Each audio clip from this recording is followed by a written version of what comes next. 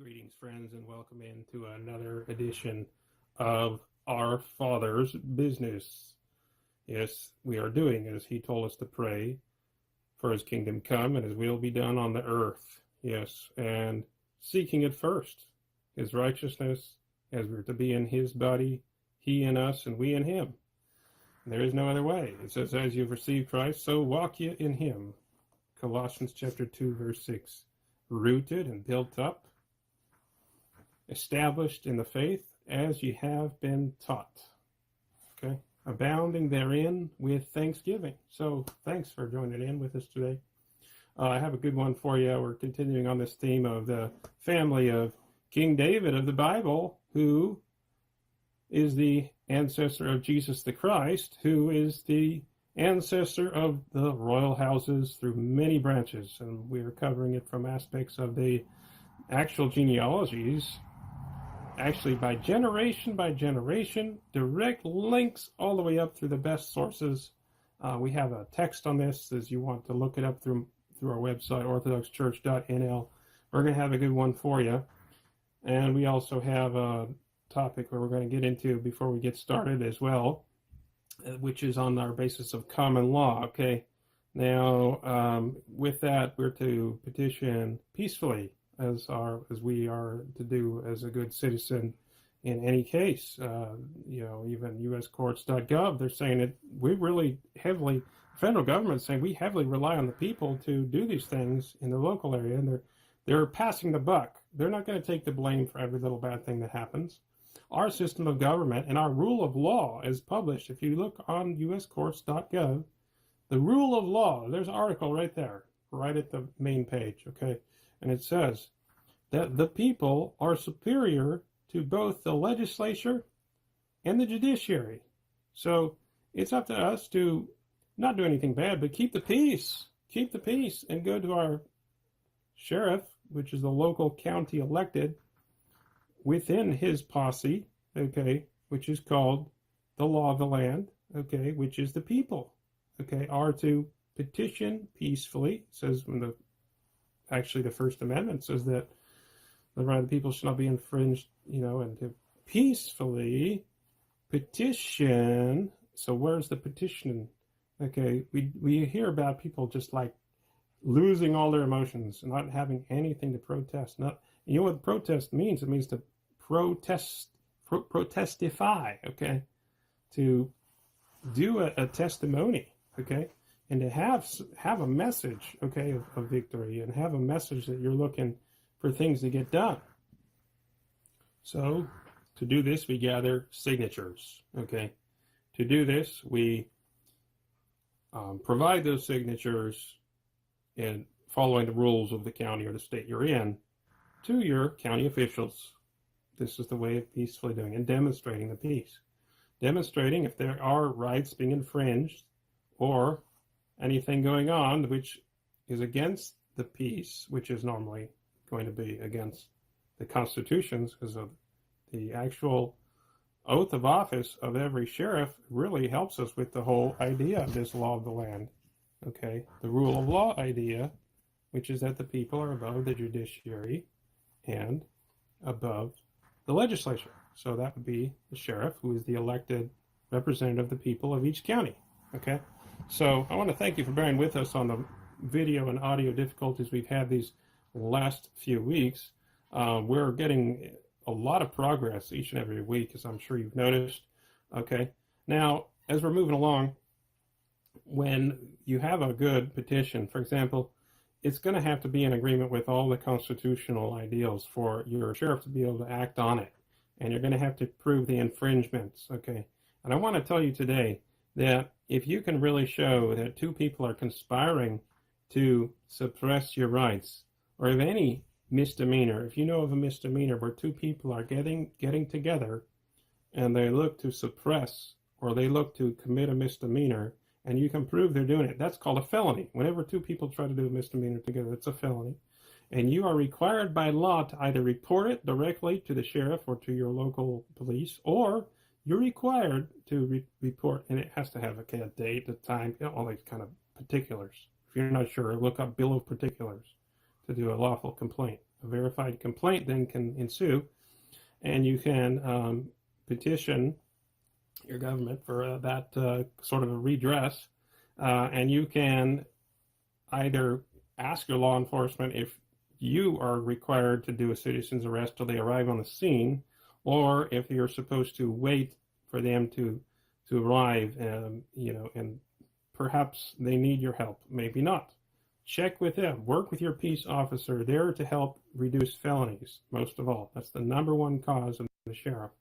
And it says that he's supposed to be calling upon the power of the county, which can be any of the people that they will bring into their posse at any notice, and that it is a failure, it is a crime to fail to comply to assist the sheriff in carrying out these arrests, okay, and restoring the peace. So that's the biggest thing now, and I think it's 43 or 44 states right now in the U.S. That office of sheriff has only the oath to their state constitution and to their U.S. Constitution, not to the legislature. So again, that proves the whole rule of law ideal, where all the courts and the government passes the buck to the people. Okay, that's called the rule of law. You're supposed to petition. This is the way it works. And it's done peacefully through petition process and so forth. But if you're not delivering those petitions to your county supervisors, they don't have any ability to do anything with it. You're supposed to bring it to them, and then you're supposed to let that go up to the next ranks. And if you do nothing, it's on you. And we've been saying this, the Patriot movement and so forth have been saying this for a long time. Just follow these things. Now, of course, 20 years ago, they were a little bit more rebellious than they are today. They're a little bit more vocal, and you're just trying to be persuasive. You're under, they knew their rights a lot better back then. But, we are to be more balanced to get this thing done. It says that the meek shall inherit the earth. Just know at the end of the day, everything will revert back to the rule of law, and it will be carried out eventually. I mean, you can go anywhere and just file a case if someone is truly injuring and doing damages to your person in any way, shape, or form, to your heritage. And you can literally win in court so easily, because it's called natural liberty. You have everything on your side, with all that has been an inalienable right from the Creator and all those enumerated rights in the Constitution.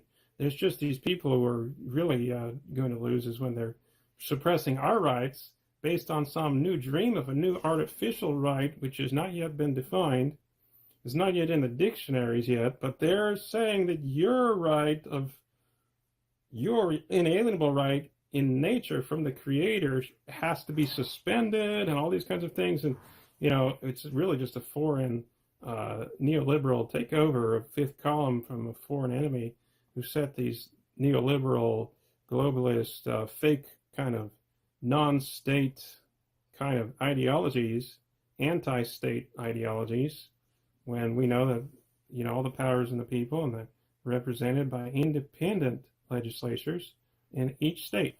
And this is just the basis of freedom.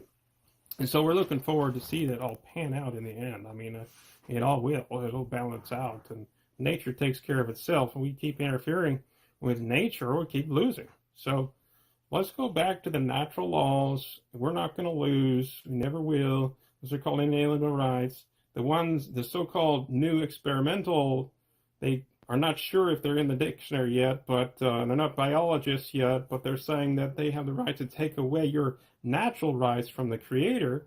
Anytime that happens, keep a record of it and go ahead and file that lawsuit.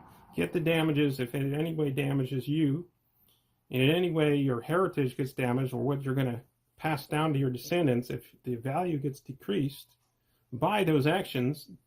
Do it sooner rather than later, because you don't need to be like those old Indian chiefs who had later on shown all the damages and had to go to the federal claims court and had to show, hey, our people. Well, guess what? We should be doing petitions also that our people, which I'm going to show the clip in just a second, Biden came out and said, look, we're an absolute minority as of 2017. The Caucasian people are an absolute minority from 2017 and for the rest of time. And that's also, we went down from being in the year 1900, we made up 10% of the world's population. Now we make up less than 1% and falling quickly. Okay? So we have a major thing about us being a minority group. And also, if you check the top 10 ethnic groups in America of household median wage, okay? White Americans are number 9 on the list. There are 8 other ethnic groups above Caucasians. So that means we're among the poorest of the poor, as well as we are absolute minority. Okay, this should be showing on the screen. And so I think that we should be making one of our petitions called something like Caucasian History Month, or one of these, and to bring these petitions to our representatives with these 2 articles here. One, we're an absolute minority in the United States, clearly. If you just look at the population number, we fell below 49%. That's even counting half people who are half-blood whites from the year 2017 to forward. All of the different kinds of white, Hispanic, and all of the white groups are considered only 49% of the population. So it's really around, we're more like not even 1/3 of the population of the United States. It's such a small minority group. And then you also have the other cultures of whites. So you have Irish, you have English, German, all these different subcultures, Polish now, Russian.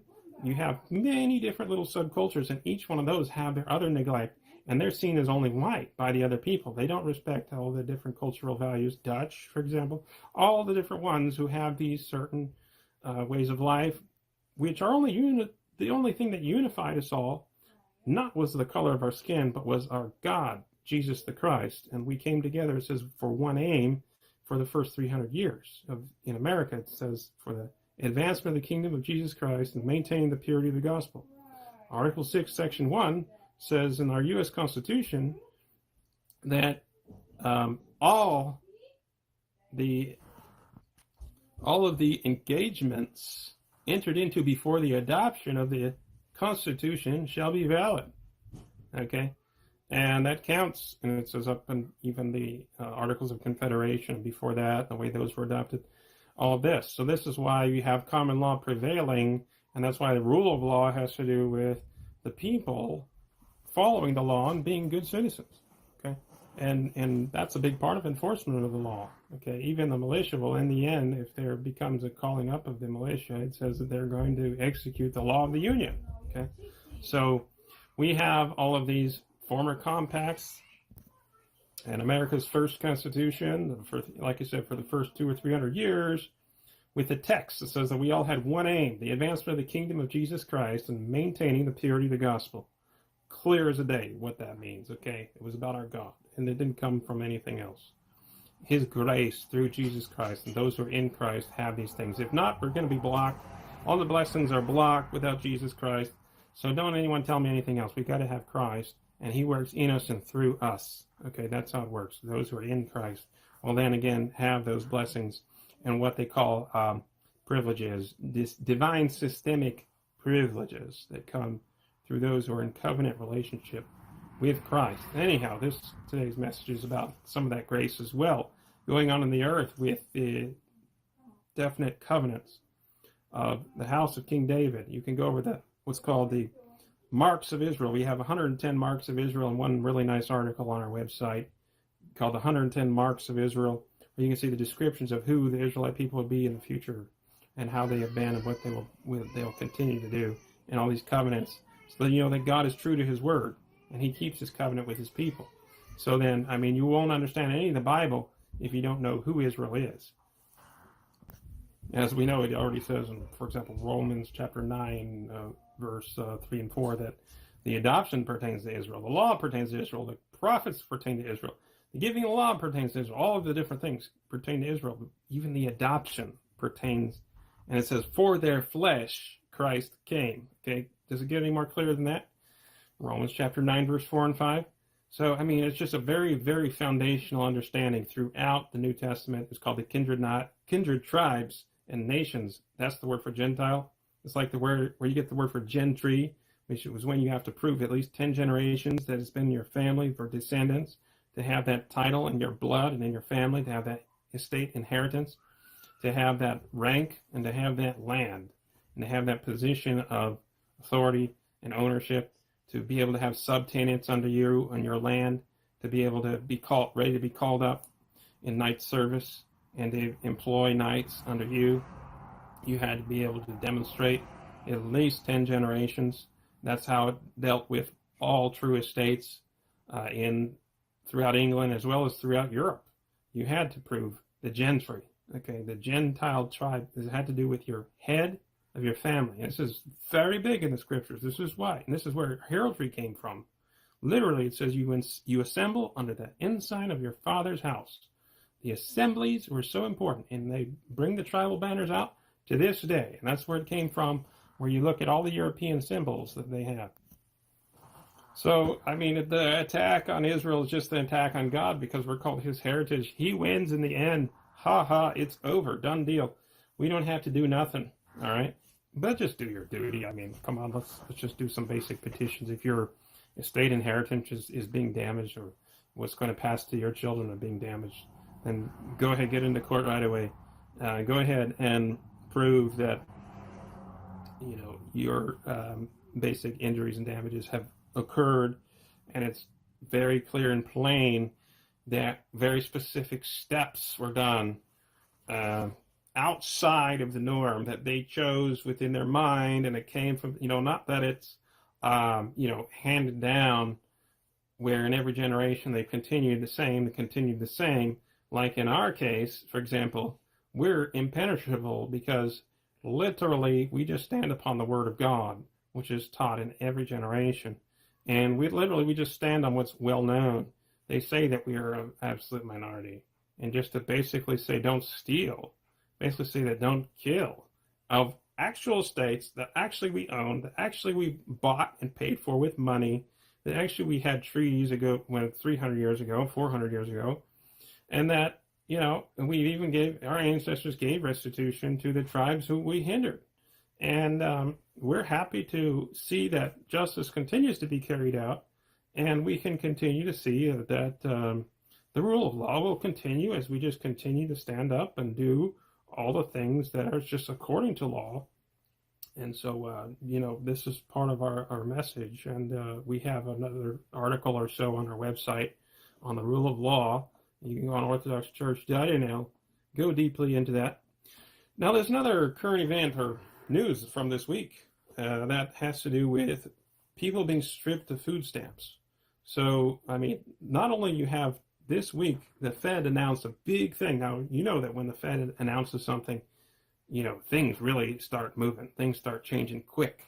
Well, did you hear that the Fed announced, on one hand, we see, they say that the interest rates are going to go up like you wouldn't believe. They said, we were going up in a slow pace on the interest rates.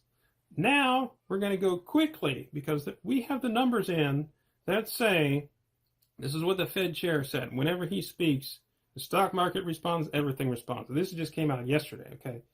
That they're going to speedily increase the interest going up. So every single credit card debt and all these different debts that people have, getting a loan for a house, whatever, getting money, getting credit for any company, the interest rates are now going to start climbing much quicker and go for much longer. So they say the reason is because the numbers were a lot better with the economy than they had expected. So now, so you have that end of it where already we see inflation. So this is going to cause major inflation, losing of many millions of jobs, for example. But also, on the other hand, all these states, not every state, you should look up which state it is that's getting cut on the SNAP benefits.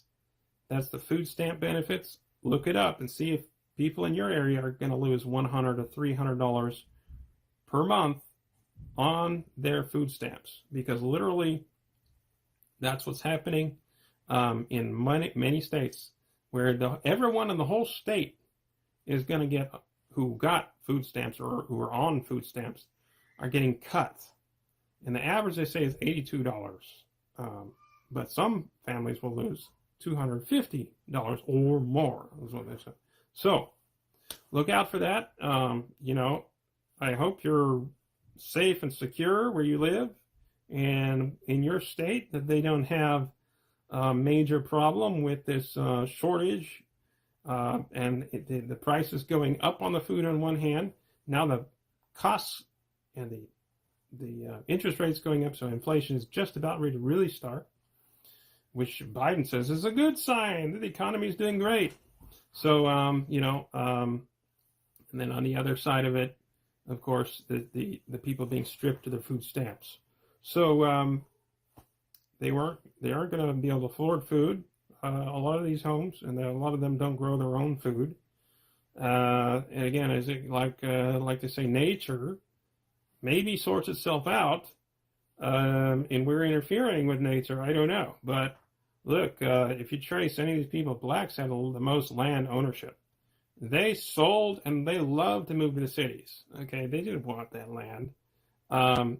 And don't anyone tell me that's not the case. As reparations, they each and every single black family we can prove got their big, huge parcels of land as reparations for slavery. This was passed in literally every state. And they had full representation in the state of Georgia. Blacks were the majority. In South Carolina, blacks were the majority. In many states. And they had full representation in the local governments and state and national governments. Literally, you know, and then they were occupying the South in other areas where they never had blacks before. And they also sent the blacks from the North down to occupy the South and reconstruct the South. And discrimination, total discrimination of the people. So on the last final point, as we get into we finalize our intro here for today, I'm going to say, please check out Celtic.press. Okay, this is a list of books, okay, that have to do with our Celtic and Southern heritage as well. It deals with music, it deals with jewelry a bit, it deals with books of history, our culture, our heritage, everything from different arts, martial arts included, all different kinds of aspects of your heritage and your culture. So do advance our bookshop. If you find any of these books so important that you want to see it reaching out to other people, you can make this your platform as well. We'll help you if you want to host these books at local Celtic festivals in your area. Now, a lot of people have there are thousands of places and venues that you can host our books and our materials. Celtic.press, that's down in the description. Please check out the books. And you can host them. We'll help you, and we'll get you the books down to you, and you can host them at all the different venues. For example, Celtic festivals, music festivals, all different kinds, Irish festivals, you name it, that are just great. Renaissance festivals, gun shows. I mean, all kinds of heritage-related events that are out there. There's so many, okay, including you might find have to do with American patriotism, just very general ones, okay, that are going to be great for hosting these books. So if you really want to help get the message out, you really like these, let's get you going. Let's get your platform up and running. Let's get you the business cards with the logo on it. St. Andrew's Celtic Press. Okay, and let's do it. All right, now, enough of that said. Let's get into our main topic.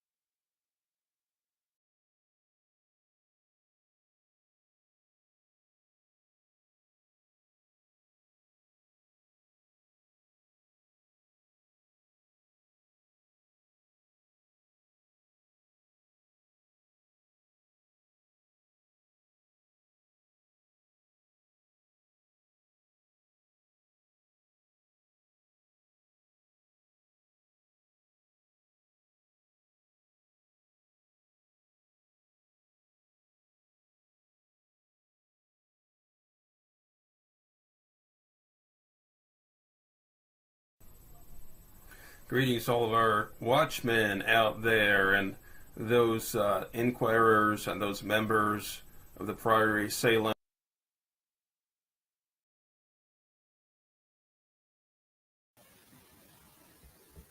Okay, looks like we somehow spliced in some members only content there, representing to our members. Now, if you'd like to, we're going to get into our main message today about the British and other royal families descended from King David and the immediate family of Jesus Christ. So I have a few presentations here on all of the different lines, okay? Several of the lines are not documented really anywhere else. We've compiled for you. Okay, as I work to get this up on the screen, let's go ahead and get that sharing. So there we are. Okay, as you may be aware, we now have text of our message today online. Topic of the royals descending from the immediate family of Jesus Christ. In England, it was common knowledge that the royal house descended from the family of Jesus via Joseph, uncle Joseph of Arimathea, and that the family is kin, descended and related to the family of King Arthur. Reverend Glover, in his England, the Remnant of Judah, published in London 1861, covered it, but not link by link through the genealogy, nor enter into the proofs in detail.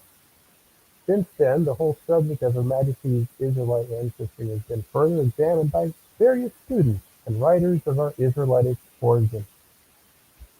Mr. J.C. Stevens has compiled a genealogical chart showing the connection between the House of David and the royal family of Britain and published it in Liverpool, 1877.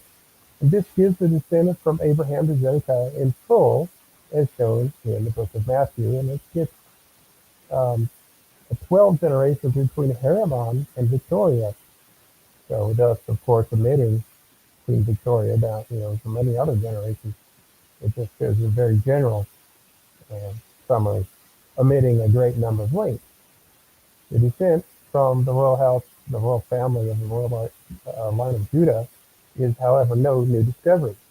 The Saxon kings trace themselves back to Odin, who was traced back to his descent to King David. And as we've seen, a very ancient manuscript in the Herald College, London, and in the book Sir Antonio's History of the Anglo-Saxons, we see, and we here at St. Andrew's OCC have taken it to the next step and put together a more full and complete genealogy of the royals as going back to King David.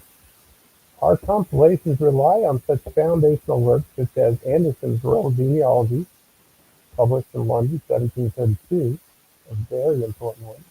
Keating's History of Ireland, Dublin, 1723.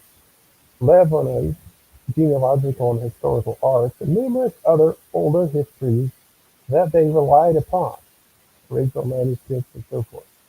We're going to be opening up several of these into this video. I hope you'll enjoy. Among these, we have several other histories. I'm going to bring up on the screen our line that has to do with Odin, his mother, and his wife and her line. Okay.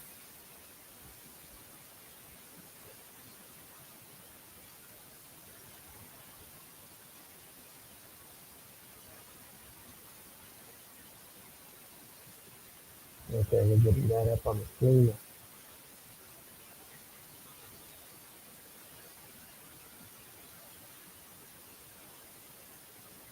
And a few more we're also going to cover the Catet. As you know, that's a well-known line that has to do with the French royal family. They all love that.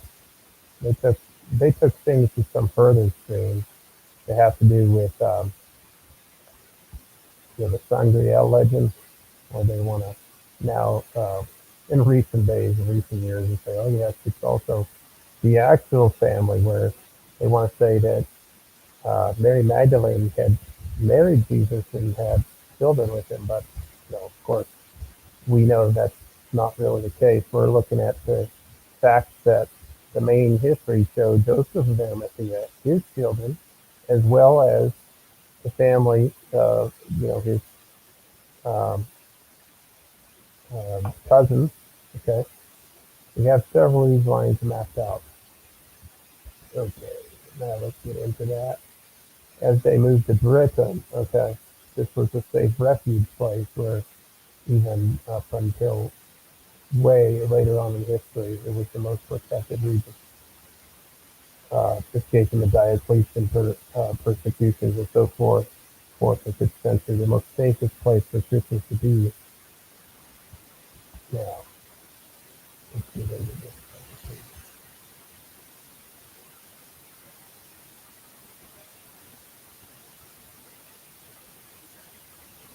So down in the, if we can zoom in, the tools are not the greatest. Let's just have a look here.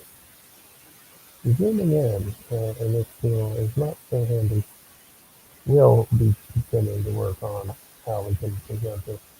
But in any case, in this page here, if you look on it, if you're using a screen, you could zoom in if you press Control plus plus on your keyboard, or open your app, open your phone, and kind of maximize it a bit there. So basically on the screen, I'm demonstrating Odin's wife, Frigga, okay, and from the UK College of Arms, the history there. Okay. So, as it says, that, in the pedigree of Saxon kings, page 25. This is from the UK College of Arms. It's official government history here. Odin's wife is daughter of, legal contracts are all existing, and all sorts of even national level implications rode on the basis of this genealogy. Okay, it's also in Royalty for Commoners by Roderick Stewart. All of these listing Frigga, okay, as the daughter of Cadwalla, and her line, the origin and later back to Cole, King Cole, the one part of him, who was the son of, he grew up the line all the way up to Joseph of Arimathea. Okay, so we have a very clear establishment of history there. And then on the next line, if you look on the right-hand side, you have the Roman line, and we're going to get more into that. That line, how they had the intercourse, out of respect. The emperor gave his daughter, who also married. This line actually, you're not seeing it here, but there's even a third line from the first century where the daughter of the emperor was given to the king of Britain when they were taken hostage for a period of time at Rome. There's a monument of their place where they lived, and we have that also in our presentation today. We'll put that up on the screen. But basically, in that place, okay, a lot happened. It was one of the early houses of worship, and so Caractacus, king of Britain, was given the daughter of the emperor of Rome, and that's one of the several lines. Okay, and the daughter from this marriage,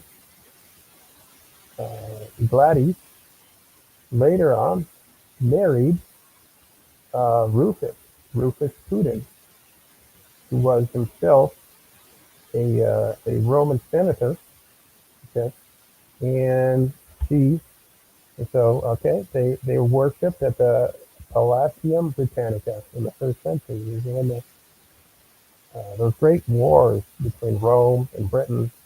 Um, the English, the British, we should say, the British at the time, put up such a great resistance, and the speeches by the King of Britain were so persuasive. They were normally going to kill any of the kings they conquered, but they were spared. And this such moving speech made the emperor show a compassion and a great respect, as they had for more than a century held back the Roman Empire from conquering Britain. It was so impressive that they made a deal. So as later on, Rufus became a saint of Britain, as did Fidentia, their daughter, his daughter. Okay, and these are some of the establishments of a line there as well. Okay, so that line isn't mentioned here, but just thought I'd mention that in passing. That you have several lines. Okay, back to that page you're on.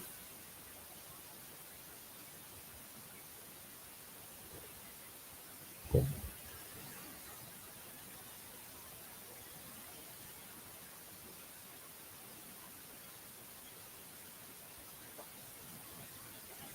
Keep it simple. We're working on it to make things more and more simple as it comes along. Okay. So bear with us. All right.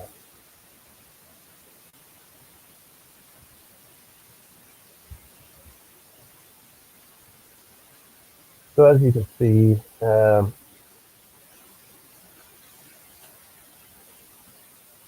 it is a well-known subject that the royals, especially France, claim to be descendants of the immediate family of Jesus. We have documented several of those lines not being from Jesus himself, but from Christ's brother or cousin, James the Just, as well as his uncle, Joseph. Most of these lines go up through Joseph of Arimathea, either through some of his sons, his brothers-in-law, or through Joseph's daughters. In the 1st century, there was much communion between Britain and Jerusalem. Joseph was known as the Tin Miner of Cornwall, and he supplied this most important metal for armor for the Roman Empire. He was well known as perhaps the richest man in the world. For about a century, Rome attacked Britain unsuccessfully, but as they finally won, they took much of the British family captives, who were also spoken of in Paul's epistles and in the basic Roman and English history. So we see several quotes of him addressing Prudence, as I had mentioned, addressing Fidentia, was there in Britain. Okay, we know Paul visited Spain. At that time, Spain was basically all of France as well. Okay, and you could swim across the channel back then. You can still swim across it now pretty easily. It wasn't a big deal to go across to Britain. And we do have in the Acts of the Apostles, this last chapter of Britain, the only book that didn't have an ending. The final chapter of Britain, final chapter of Book of Acts has to do with Britain. His reception there and so on. But he does mention the family there in several of his letters. And since he took his journey to Spain, okay, we know later we have the Gallican Church. It's Gaul. Talks about Gaul in the Bible as well. The same Celtic, Gal or Galilean Celtic people who have the same rite, which is an Orthodox rite called the Ephesus rite, which has a different calendar from Rome and has a different liturgy of Rome. So different from Rome, and and even a special kind of sect and so forth of the Eastern Orthodox. Okay, well established, and this was the Celtic Church connected with Gaul. Okay, and we got an article about 130 British saints from before the arrival of Augustine in 597. He already buried and had, total great saints, so many great British saints, more than 130 of them are celebrated today. Okay, celebrated by the Orthodox around the world. And a lot of people don't know this at all. So we've compiled that. We're compiling, and we've compiled the genealogy, which we're going to get into today. And we've compiled, and we're going to bring up on the screen uh, these well-established royal lines. And, these are being published as well in the little booklets, and are really helpful. Okay, these are important on proving our heritage. You can share out these articles. This is our basis of the content. Okay, and in passing, we wanted to show, as had been mentioned, there was the Celtic Press website. Okay, which covers a lot of this history. Now there are thousands of books on the British Israel message, but what we want to do is show you what we can put up in local festivals, book shows. Perhaps you can put them up at all the different Celtic festivals and patriotic events. Okay, put up a table. So basically, we get St. Andrew's Press, Celtic Press. We have a number of these books. If you will just have a quick look, I'm showing a few of them on the screen. Yes, you are listening to Our Father's Business. I want to welcome you in if this is your first time listening. Here we cover His kingdom come and will be done on earth. As we're to pray, it's done first, and then all the rest of the necessity of life can be added unto us. This is His covenant. This is His word. Okay. If any number of these books look good to you, okay, maybe you should work with us on getting a little boost going. So send us a message in info@standrewsocc.org. Okay. You can go to our website, and it'll take you straight to our contact pages, any of our Facebook pages, or any of our website pages. We'll redirect you into our contact pages. Okay. So now back to our message here.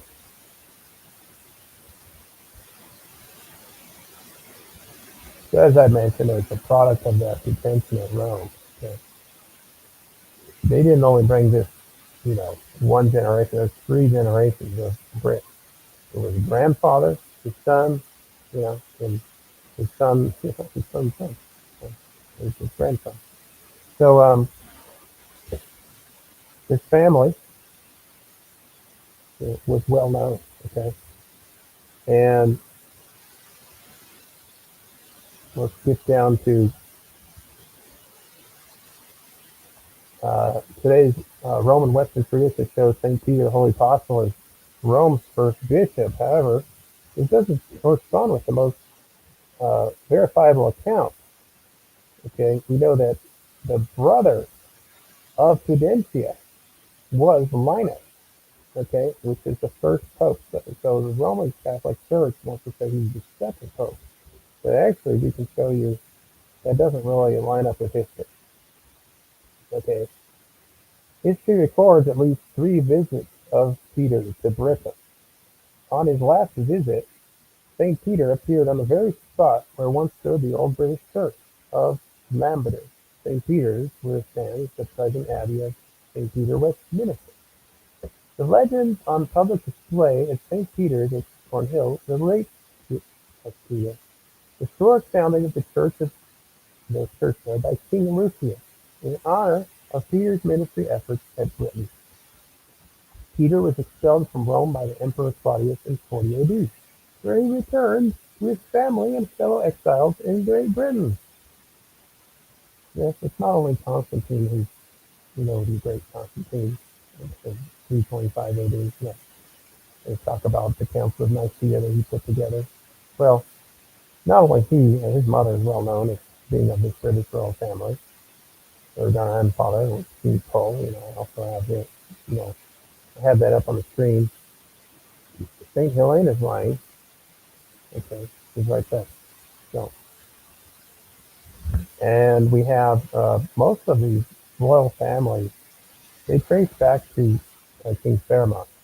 Okay, we're going to get into him in a bit. That's King Pharamond of the Franks, and he had a few lines. One is the Judah branch, which is the Cambrian Celts, okay, which became the Franks, which are from that area of Gaul, okay, which definitely were holding on to the true Israel Hebrew faith. Okay, they kept Passover and rejected Easter.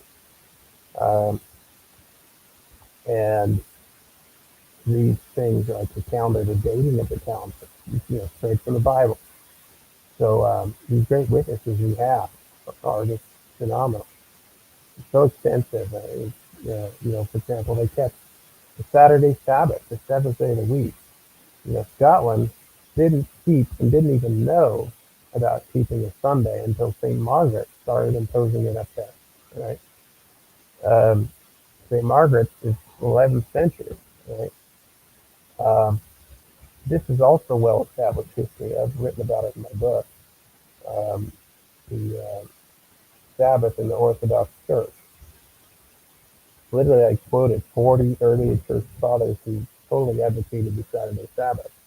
Even the Great Schism itself had one of the main points that the emperor at the time from Constantinople said, basically, we're not gonna do fasting. We're gonna keep Sabbath of peace, and we're not gonna change it around to become some new uh, common day, but we're gonna keep it as a biblical festival that's to be honored and kept. Okay, so as Rome had reduced it down to a common day and even just a day of fasting, so they made it stand out in the Orthodox tradition that it would still stand out and it wouldn't be interfered with by other feasts, which, for example, during every year at Lent, they would fast on it as a common day. It was by Rome, okay, but the Orthodox continue to this day not to fast on that day during Lent. You can't just trample over the Sabbath and go ahead and fast, and not even on the high day, the Holy Saturday or any of the other Holy Saturday or any of the others. It was guarded and kept. So we also have that in the book, several of the quotes that, and several of the quotes down through the ages that Saturday up to this day by the Orthodox. A lot of them say it in word and don't do it today, but it's continued to be said that Saturday is a day of worship and a day of rest from all of your work. It's just a blessing we have. It's a great sign that we have in our nation. In all the different Christian nations, we have what's called the weekend. It's a non-working day, Saturday. You can always find a job that doesn't require work on Saturday. That's one of the blessings of being in a Western country. So it's a sign that we're His people. And the other nations of the world, if they're left to their own devices, don't have that blessing. As they relate with us, sometimes we get on our calendars, which have a weekend, which includes Saturday is off. And that's one of the blessings that comes through is through Israel people. And that's a sign with His people. As we spread the gospel to the whole world, brought the Bible to the whole world, lifted up the whole world, and blessed it. And brought peace to the whole world, and light to the whole world, inventions and advancements, as we can see very clearly. And so here we are. You can read the rest of this article at length. I do want to encourage you to get into that, including the marks of Israel. We're going to now skip over to the story of Glastonbury, the numerous ancient manuscripts, and we're going to look at that because this is really, people want to say that it was just like 11th century, 12th century kind of Templar invention, and it didn't have any ancient manuscripts backing up Glastonbury. These kind of lies are spreading around. with a higher ranking in Google, and that's the main kind of uh,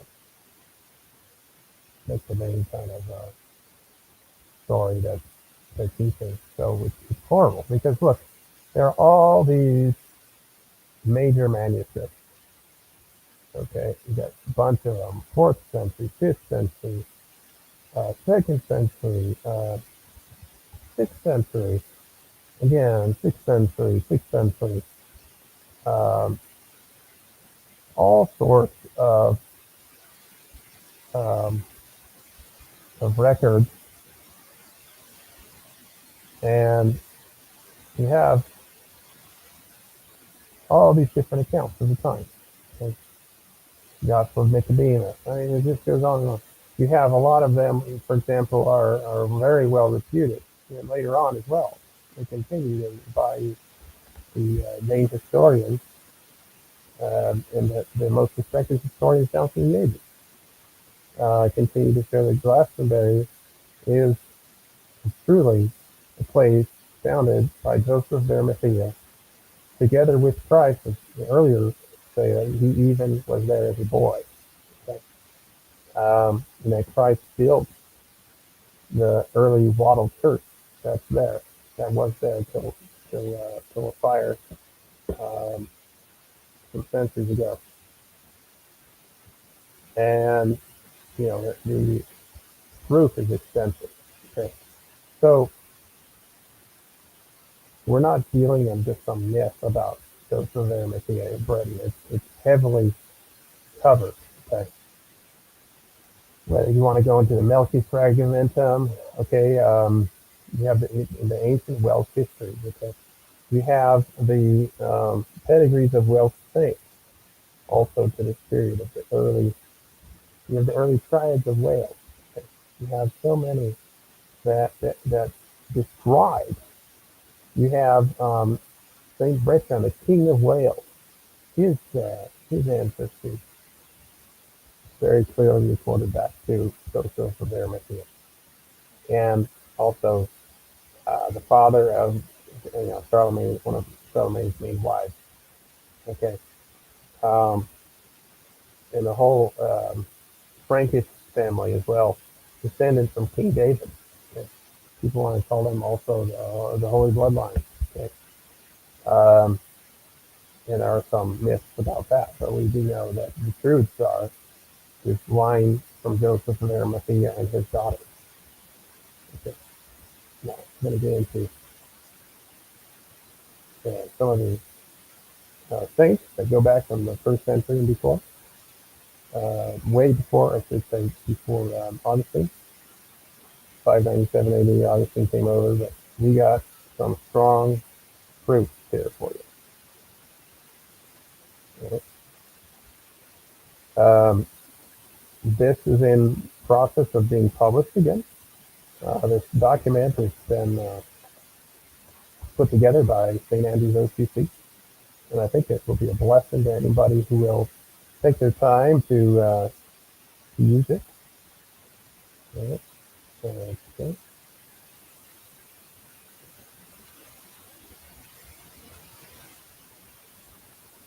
St. Joseph the Apostle of Great Britain. All right, there's so much on him. He received 12 hides of Glastonbury from King of Verges, a cousin of Caractacus.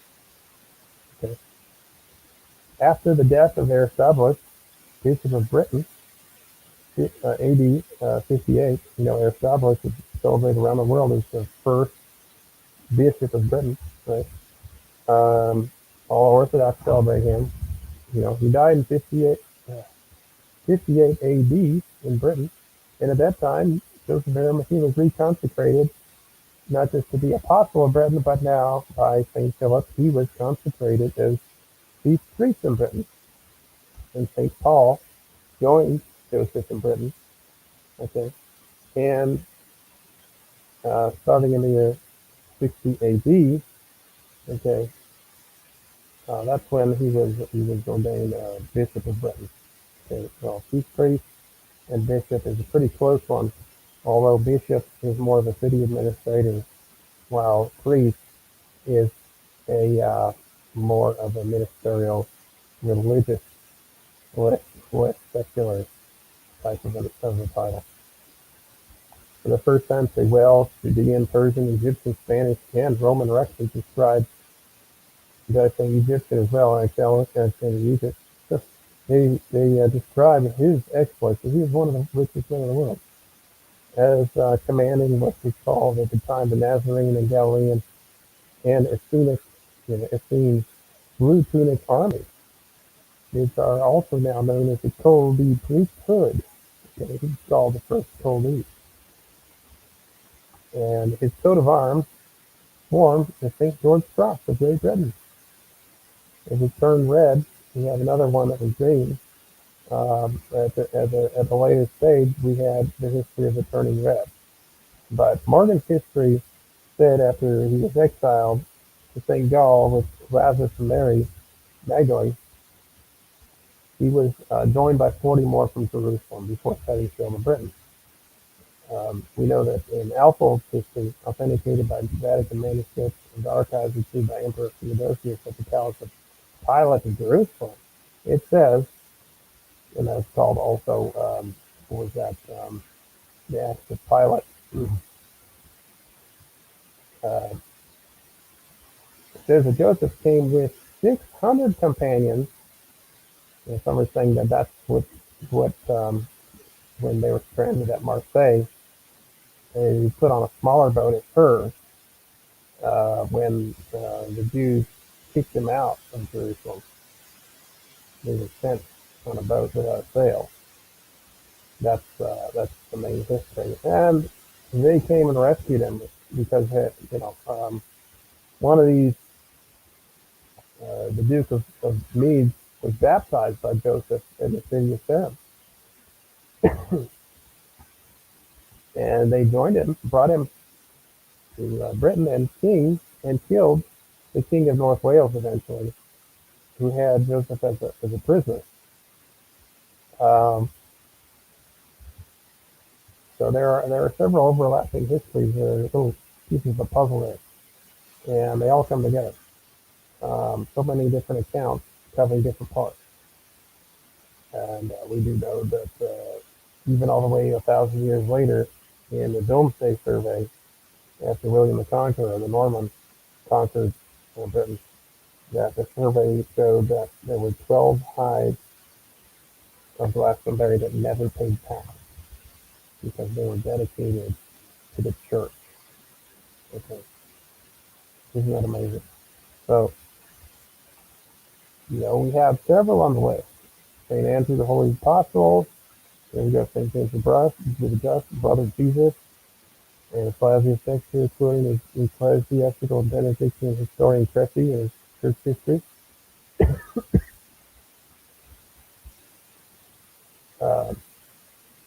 Church history of Brittany stated that in the 1 and 40th year of Christ, AD 41, St. James, returning out of Spain, visited Gaul and Britain.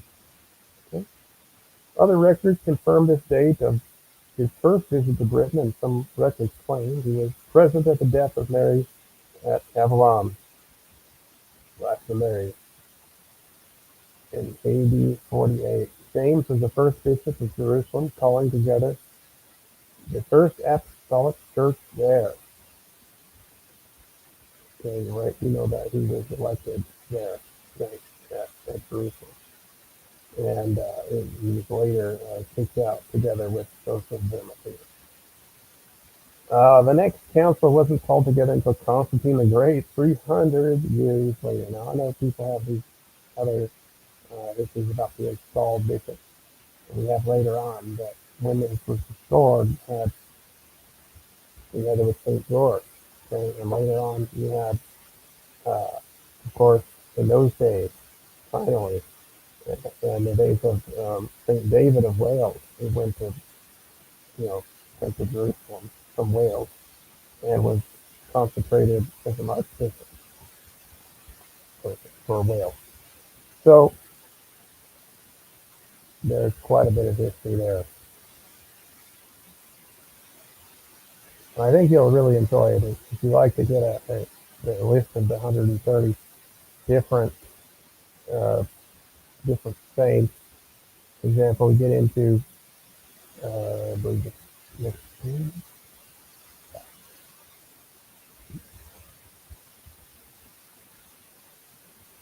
Is it number 7 on the list? St. Anna. Number 8 on the list, Janisa, um, sister, or some say sister-in-law of Joseph here. Okay, and this is a stem of the saints there. Okay, as was Saint Anna, who's also called the prophetess. She's celebrated around the world. First century saints of Britain. So this isn't just a few little speculations here, but we really have a strong history of it. So let's get on to our next piece here. The line of Pheromone.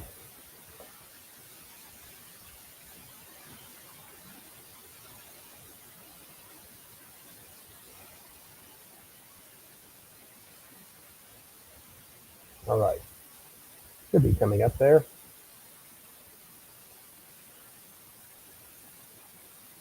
Oh, this is wonderful. When I upgraded the software, there are more features. So, genealogical tables of sovereigns of the world.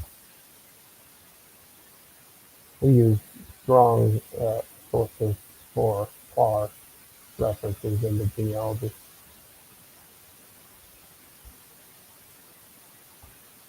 And we're looking at right now the House of Este, which is the main Italian king for centuries. Okay. And we're going to look down the line there to the House of the Guelphs. Okay. In the House of not only Guelphs, but we even have the Prussian House and the rest. We're going to go back to also that Saxon line. There's back to Friga.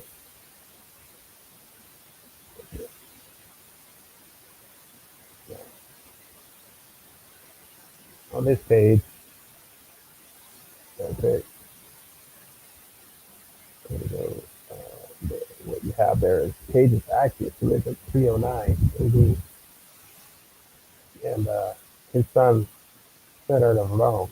Okay, this is what most historians agree on fully, is that it goes to 300 BC. Okay, so this is the oldest royal house of Europe, right here. Is the House of Este Guelph, traced all the way back to King David of Israel. Okay.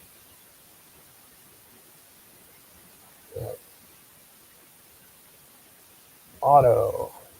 Okay, so you go down all the way down to Otto, uh, Margrave of Este. Okay, and down his line to Matilda, all the way down, just about halfway down. And you look down, okay, eventually, so a lot of the inheritance got screwed up by Matilda. It became sort of a dual struggle between Tuscany, you know, Roman papal estates later on. He came from what she just said to give up. That was all disputed and debated, but was never valid. And that's part of what the Guelphs would continue to say, look, Rome doesn't have any right to, and the papacy doesn't have any right to these estates in Italy. These remain titled to the House of Brunswick. Okay? So it's been a struggle to push it back throughout all this time. And now, if you look at the bottom right-hand side, you have that's the junior house estate in Italy, and you have the senior side, and they're still ongoing to this day. And you have the black, and you have the numerous families, which you name them the old Saxony, and we know that old Saxony is a much greater boundary of a much greater domain than the kind of new Saxony that came up in recent centuries. And as we look at that line, the Guelph line there, as we look, there was a marriage there, which they took over the Guelph line to the female branch. So because this female branch became the last successor. We have a few other, great documents of this. We're going to publish out in an official, nice booklet. And now we have, uh, there was some marriage. You can see that the last Guelph married, okay, into the house of FC, and the house of FC got all of the Guelph line inheritance. Okay. And that line we have here listed on the other main history. We also have an Anderson genealogy, which we're going to come up here on next, tables of the emperors and kings. And this is another extract of several of the other histories. This is from Halliday's History of the Brunswick, they called the Chronicles of Brunswick. You have in the middle center there the Guelphs again. So that's the line that goes all the way back to Pharamond. Pharamond is as shown in the earlier table there.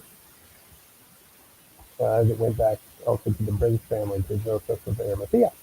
So, as well as the Judah branch, as well as we have the Odin branch. So, it also had its way up to Joseph of Arimathea. All right. Several lines back to Joseph of Arimathea. So, as you look down the center, goes all the way down to get the last Guelph there, Guelph the first, and eventually the succession on the left-hand side, the male line of today. Okay. And down the line. So on the right-hand side, you see Wittgenstein the Great, also going back to the 1st century. Right? The German royal house of Wittgenstein.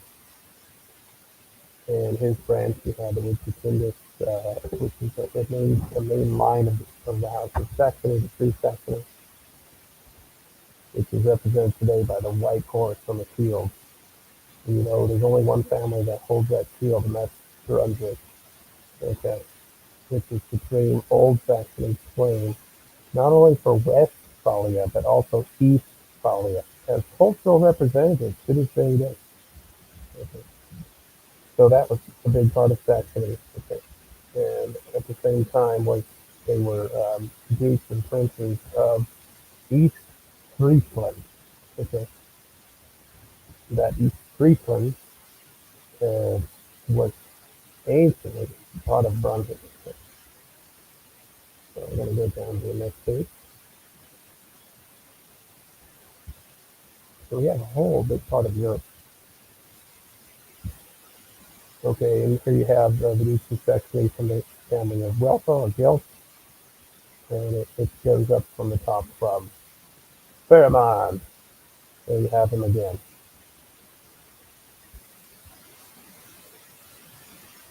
And it goes all the way down to, as you can see there on the bottom right-hand side, the wife of Charlemagne, the sister of Charlemagne's wife, who also has that Davidic branch. Okay. Back to Joseph of Arimathea. Hildegardus she's a descendant of Welsh king brighteon. She's a descendant of that whole line as shown earlier. Okay.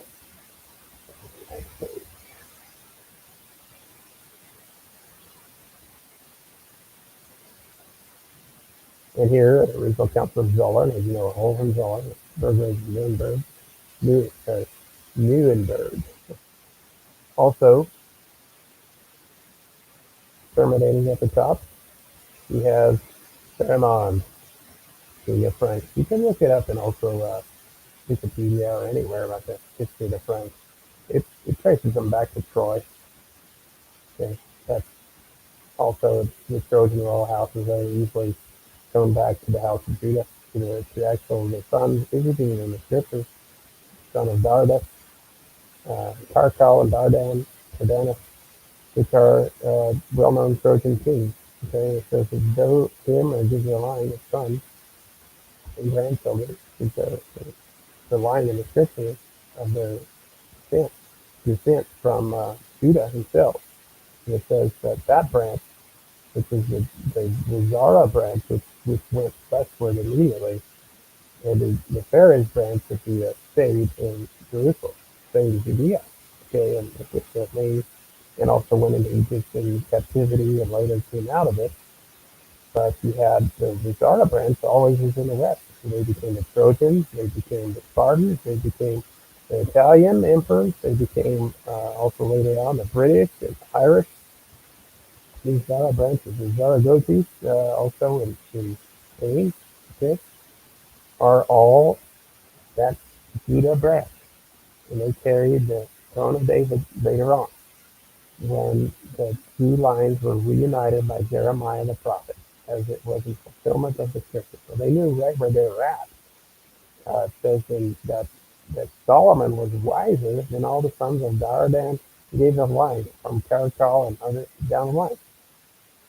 So it means, he said that they're so wise, they're so well seen, that Solomon was being compared to them, who at the time were kings of Troy.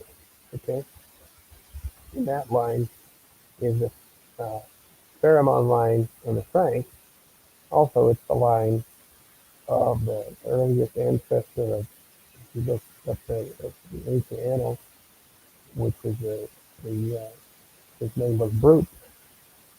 Okay, Brute, the first main king of the Brits in the land now known as England. Okay, so we have what's called Britain today, founded by Brooke. Okay, uh, and he was a Trojan descendant as well established history. So it all branched out from there on that Zerah branch, and they remarried together, as it says that would happen. That Jeremiah brought the throne of David, and when in 500 BC Jerusalem was destroyed, the covenant still stood. Okay, and that he brought the throne, he brought David's harp, and brought it to Ireland. Okay, and he brought the king's daughters, and the king's sons were killed, and carried on the line. Okay, and we know in Israelite law that the next eligible female can always pass down the inheritance. Okay, so on this table, uh, this is where you also see a lot of the Prussian descending. Okay. On the left hand, bottom left, you have Welfo or the Guelph. And on the right hand, you have more the house. They're known as Hohenzollern or Prussian. You know, so you can see some of their kinship out there to some branch of, the Frank, which is German. Okay. But the firstborn of that line is not the Prussians. The firstborn is Welf. Welf the first. Okay. Just wanted to highlight that.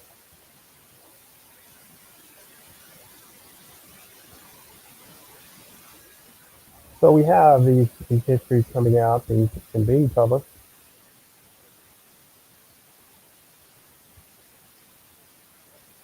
Another view of the chart from the early history of the House of Brunswick. And here you see how the two lines came together between SC on the right, it's also called Azo, and Guelph on the left.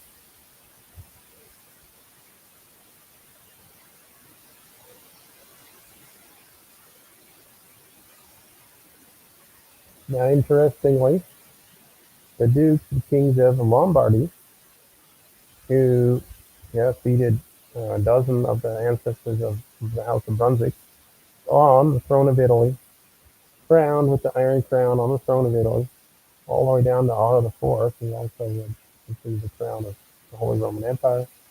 He also received the crown of Germany. He received the crown, of course, of the Dukedom of Brunswick. He also received the Dukedom of Aquitaine, France, brought it into his coat of arms, and so some other very key capital cities for France, and including he promised the city of Paris, which France reneged on in the end. But he was given officially also Paris, but never could claim it. And the irony later was that when the last Duke of the Holy Roman Empire, that he was the Duke of Brunswick, was commander in chief of not only the French, he was not only commander in chief of the de jure French army. Okay, he was given that status as the King of France was in prison. Right? That was one of the titles that very few realized. He takes the fight from Napoleon. He said, "Look, you resisted me and king. You put him in prison. What are you doing? Killing all the people who own estates just because they own land? Why go around and kill them all? You know, they're providing jobs to everyone. They're out of care of their own heart. Why kill them? You know." And then he wrote this letter which takes a fight with Napoleon, and basically he's considered way higher in rank than Prussia. But I mean, if you just look at the rank of commander in chief of the military, the title that he had, uh, the general field marshal, okay, meaning the general or commander is the same title as commander in chief of the German army, okay, which included the French commander in chief. He was also commander in chief of the Austrian army, which was at the time kind of mixture of what was Holy Roman Empire, as they kind of reneged on their duties to be continuing those titles. Um, Kind of reformed it just to be the Austrian holding, which was, yeah, a pity. But Brunswick still continued to have quite a vast empire themselves. Like I mentioned, the houses themselves included down into Italy in the junior branch and immediate holdings within Saxony, also directly east Friesland, which were occupied later on, including, I believe, World War One, and as well as Saxony, as it didn't have much leadership. But at that time, they were commander in chief over all of these different armies, and had a higher rank than the Kaiser. Okay? So that goes again. You see the Davidic line having, as God said, it would be fulfilled, and God makes it happen. This is His heritage. When all of the galaxies and universes out there look at His glory of what He's done, that's what it's His winning story for them, for all the world to see. And we're so low, very few people realize it. It's only with your eyes when you behold the reward of the wicked. The wicked won't even realize what's happening. They don't even know what's going on. They're nothing. They're just little. They're not even sheep, But they're goats, and He'll divide the sheep from the goats. But it's just kind of nice to see what's going on. Now, of this house of Lombardy, okay, they came down from, as you know, the formation of the Longobards or Lombardy. Goes back to Scandinavian history from Denmark, which is another branch of Israel, which is another branch of King David, which we're also going to get into. Okay? And that branch uh, of kings of Denmark uh, founded a new state as they had to leave. They just had issues and they had to go on. But they just said goodbye today. You then move down to you can verify it. If you want to go back, it says there that the wife of Frigga, the wife of Odin, um, had a part in the naming of the nation who became Denmark. Isn't that amazing? And it goes through the story of how that happened. And it was about a battle where they would be given a new name, and they would give the name of the Lombards for the fact that in the early morning, the women stood out with their hair, making it look like they had beards, and so long beards, long hair of the women. And that's kind of an interesting legend how the name Longobard, or Lombard, originally was Langobard, Longbeard, which will name. So we'll get into that also. Okay. Uh, Hopefully we can fit it into our next message. If not, we're gonna move on to the next. And you can get in touch and get the book. Like I say, hundreds of books on the topic, and our most culminating work. Okay, we've worked with several others who have really compiled generation by generation. And in times past, not very many published it generation by generation. So we're really blessed to be able to provide that to you. And just reach out to us, drop us a line, and I'll be glad to get that out to you. Okay, White here.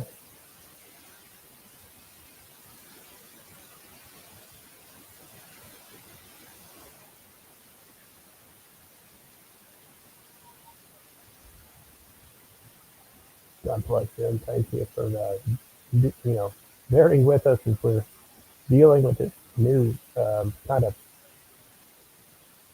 all this technology that has its own little quirks. We're trying to wrap our minds around. We're going to have some really great productions as we continue on. All right. So I think that covers it for today. It's been real great to have you as a part here. You can go on to our website, orthodoxchurch.nl, for further information, and we'll be looking forward to hearing from anyone who is interested, as well as any potential guests you can recommend. We'll definitely want to have great interviews on here where we're going to question all sorts of people's backgrounds and so forth, and we're going to just share the good news of what they're doing and get some light exposing on it, as we do cover a lot of in our Institute of Peace Studies, some extracts from that come into these that's members only content, but we get it into a lot of these broadcasts as well that are the public versions of information, as we need to get the word out. And like we had mentioned earlier, the petitions that need to get circulated, get these groups running. Let's get into what is really the case that we need to do now. At this stage, we do see wonderful things about what God has promised. So I hope this has been encouraging. You see that God honors His covenant, and He will continue to honor His covenants. And knowledge is power. The truth will set you free. He's on your side. Just continue to press on as He has. He's the same God yesterday, today, and forever. Okay? We know that His truth endures to all generations. And those who don't have His truth, they're just bound, just bonded. They're missing out. So let's continue to just gather up this knowledge, use this knowledge, understand it in our heart. Maybe it's not for being packaged and spread around to everyone, but I hope in your heart, those who are listening, that this has been an encouragement to you. There's quite a bit more about this encouragement throughout the scriptures. And one of the things is we're not to give up our heritage. Do not let it go. He hated Esau. Esau sold his birthright for a cup of soup. And it tells us, hold fast that which you have and let no man take your crown. Now, the Israelites, the kings of Israel, it will be his kingdom come and will be done. That means his laws are being done on the earth. And it says there will continue to be thrones and thrones above those thrones. And there'll be all sorts of thrones. And it says a lot of us have a throne with our name on it up there, and we're also, if we overcome, we'll be able to be seated with him on his throne. Paul wrote that we're already seated with him on his throne. Spiritually, we can step back into it, into his will, and get back into walking in the Spirit. You can also put it on hold again. And you can exercise that Spirit. You can be yielded to him and do his will. Just find out what's in his word and do it out of love. And you know what? That's his word operating in you. That's you shining forth his kingdom and his will on earth. It's just an awesome, awesome calling and honor it is. That one of the honors have all of his saints, and that they're going to bind their kings with fetters of iron. They're going to execute judgment on the heathen. And we got a big study on that about the word judgment there. And, there's going to be a day of reckoning. And till then, we have a lot of great days of victory. We're going to have to just hold the lines where we're at. Life and liberty comes through his natural law, his law for peoples and nations. We have the good news. It says you keep the commandments that you might live. It doesn't say you keep the commandments for your eternal salvation, but we're going to have a blessing, and we will thrive, and we'll be protected. And if you'll go in and possess the land, it'll become great and strong. And through Christ and through the Holy Spirit, now we have the power to keep the commandments. And now they're all written on our hearts. We're not just doing it out of legalism. We do it because we love his law. It's written on our hearts as our heart's desire and our strength, and makes us strong and happy. Sure, not everybody's called into it. And like I say, some people can put it on hold. Some people can fall short, and sometimes, fall in the mud. But you have to get back up again, right? And we run the race to win the crown. If you press on, it says, he that endures to the end shall be saved. Now we're not talking about eternal salvation, but we're talking about the deliverance that is prophesied, that we shall be delivered from the hand of our enemies and from all that hate us, and we might serve him without fear, and keeping his commandments and worshiping him all the days of our life in peace. Okay. This is where he wants his people to be, and that we do have that covenant operating today. This is New Testament. And the faith of the Most High will take the kingdom and possess the kingdom forever and ever. He'll restore judgment, especially for his saints will take the kingdom. Okay? And that's going to be not the word for condemnation per se, but it's the leading up to the word for condemnation. It says the judgment will be restored in the book of Daniel there, when it says that saints will take the kingdom and possess it forever. First, you're going to see judgment come. Not the judgment of the condemnation yet, but the judgment of the first steps of a case, the first steps of gathering the people for their tribunal. It says he's coming back when his enemies are made his footstool. He said, sit thou at my right hand. The Father told the Son, sit thou at my right hand till I make thy enemies thy footstool. And when he comes back, it says he's coming back for church that's without spot or wrinkle.